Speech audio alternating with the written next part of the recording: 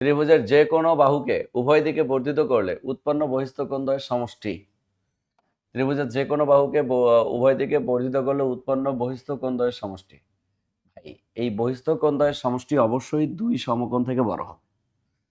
যে কোনো একটা ত্রিভুজ আঁকলাম, বাহু বর্ধিত করলাম, দেখেন তো এই কোণটা একটা স্থূল কোণ না? এই কোণ কি না? এই কোণটাও একটা কি কোণ? তা দুইটা স্থূল কোণে যদি আমি যোগ করি দুই সমকোণ থেকে বড় পাবো না?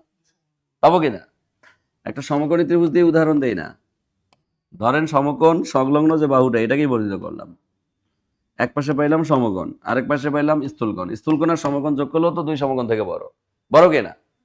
তো এখানে বলতেছে ত্রিভুজের যে কোনো বাহুকে বর্ধিত করলে উৎপন্ন বহিস্থ কোণদ্বয়ের সমষ্টি দুই সমকোণ অপেক্ষা ক্ষুদ্রতর না, দুই সমকোণ অপেক্ষা বৃহত্তর। ইয়েস, দুই সমকোণ থেকে বৃহত্তর। দুই সমকোণের সমান নো, দুই সমকোণের অর্ধেক নো, দুই সমকোণ থেকে বৃহত্তর।